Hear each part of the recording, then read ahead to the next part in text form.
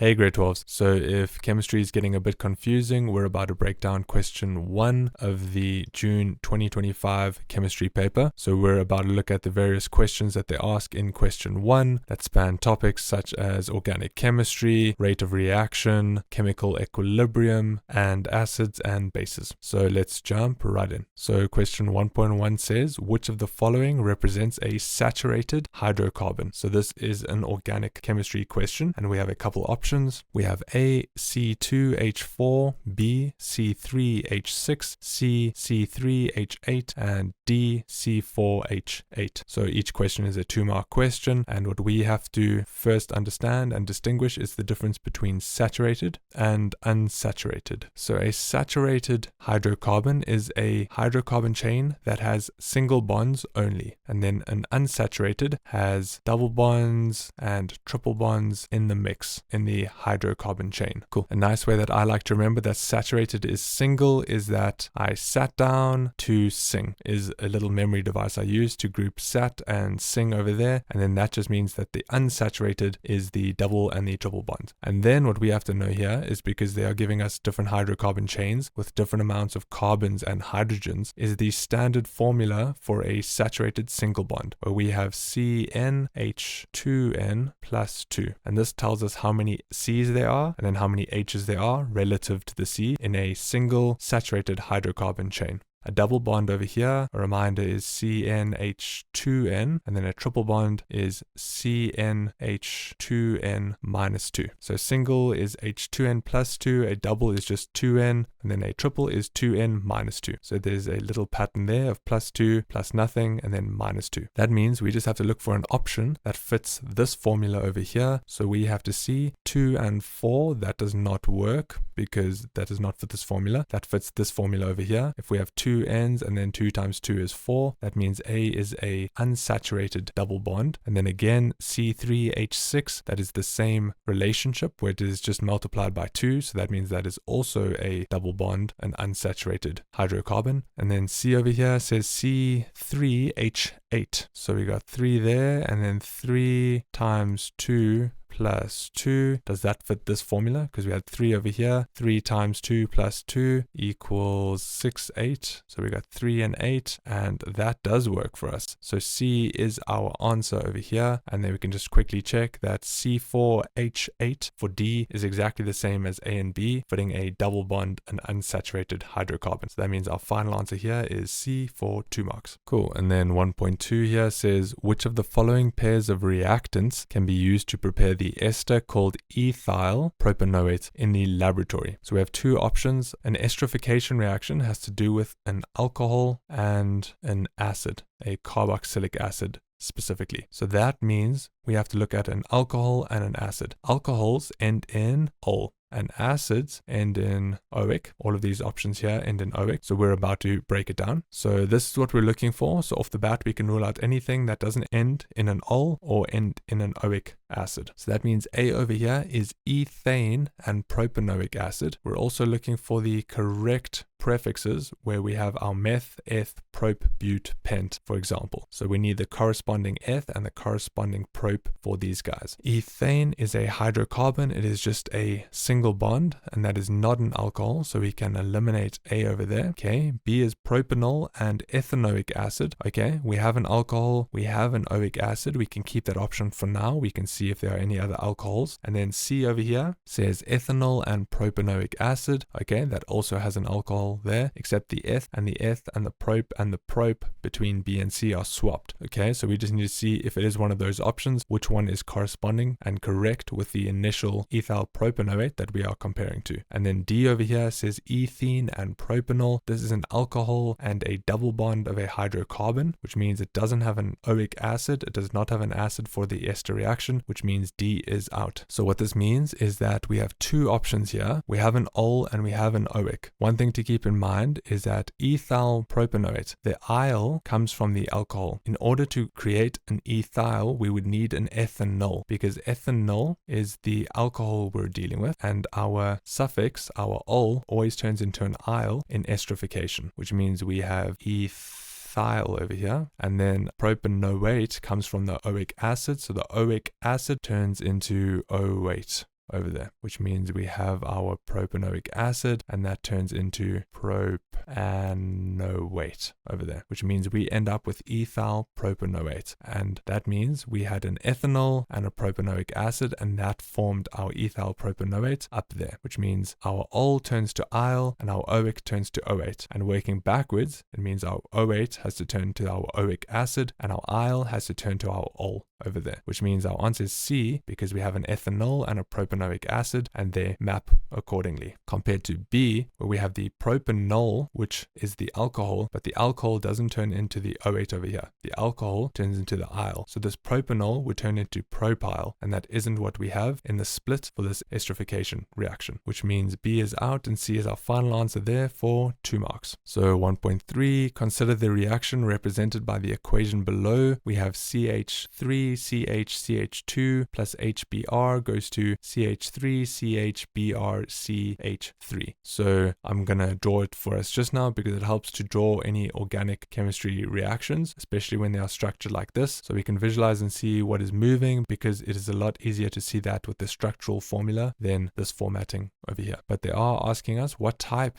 of reaction is represented above. We have A, halogenation, B, substitution, C, hydrogenation, and D, hydrohalogenation. So this is 2 marks over here. So I'm going to draw it quick and then we can rule out which ones it isn't, so we can find which one it is. So I've just drawn it here. We have this initial guy over here and it has a double bond, because if we drew the amount of C's and the amount of hydrogens we needed on each of them, we would see that we need a double bond because carbons can hold 4 hydrogens always, which means we were a couple hydrogens short, so we needed to form a double bond based on the amount of hydrogens that they had here. And then we added an HBr as they had over here, and then I just drew the line down here for the product that we formed, where our double bond ends up breaking and this HBr gets added to both. So we now can visualize it a bit easier. So what we're dealing with is something going from 2 reactants to 1 product. So it is some type of addition reaction, because a double bond is breaking and we are adding this. Elimination is just working backwards, going from one thing, eliminating it, separating it, and forming a double bond or a triple bond, for example. So the reason I'm mentioning that is because B over here is substitution. So if this is an addition and elimination is working backwards, substitution is just swapping something, meaning we don't go from a double bond to a single bond or a single bond to a double bond. We just go from a single bond to a single bond or a double bond to a double bond, because we are just swapping something. So a substitution is therefore out here, and that does not work because we are not just swapping something. We are breaking a double bond and forming a product with only single bonds. So that means we have a couple options to look at, which are more specific and aren't just the grouped headings of addition, substitution, or elimination. So that means A, halogenation. A halogen is anything in group 7, like our bromine, our chlorine, our iodine, and that is what we usually add when we are doing a halogenation. In this case, we didn't just add the bromine. This hydrogen didn't go off elsewhere and join another hydrogen to form H2 or something like that, which means it isn't just halogenation because we didn't just add a single bromine to this. Therefore, we can rule out A, our halogenation over here. Then our C over here, hydrogenation, is when we add just a hydrogen over there, which isn't what we have here. We don't have an H2, we have an HBr, which means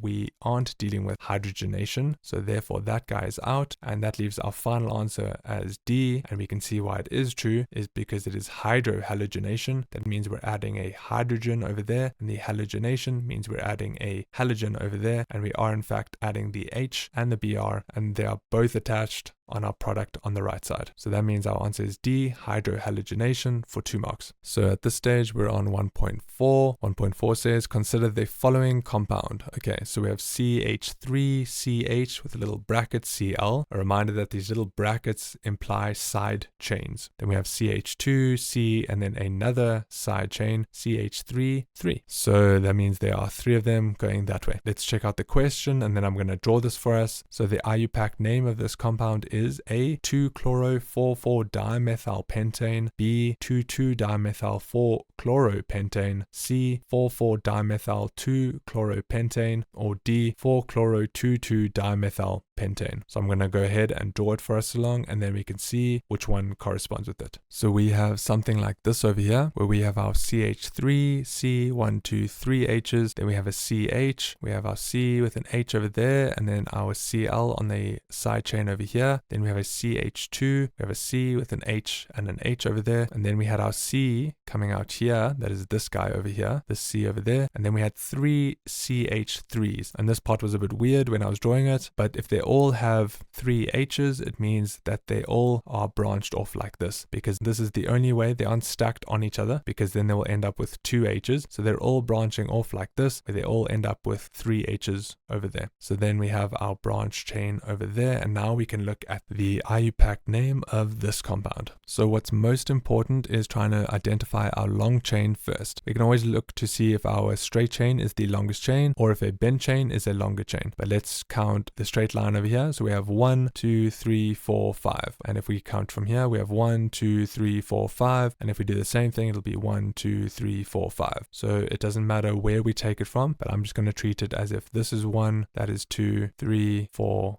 and 5. The reason I'm counting this way and not this way is because the most action is happening closest to this guy over here. By that I mean these 2 carbon chains get priority in the counting of the long chain. Even though there's a chlorine over here, it does not get priority in where we start counting our longest chain. It gets priority in where we name it, as we'll see when we find our answer, but the most action happening near the start of this long chain has to do with any other carbon side chains. And that means we have a carbon coming off here and another carbon coming off here at our 2 over there. And that means our chlorine is branching off on our 4 over here. And now we're going to look at the naming order to see which one is the correct option. So 2-chloro 4,4-dimethyl-pentane. So we have a 4-chloro, not a 2-chloro. But you see how we might end up looking at A as our correct answer if we counted our longest chain from left to right, being 1, 2, 3, 4, 5. Because then we would have a 2-chloro here, and then a 4,4-dimethyl would be happening here. But once again, we name our longest chain from the side where the most action is happening in terms of any carbon side chains, and then we'll look at any halogens or any other attachments then.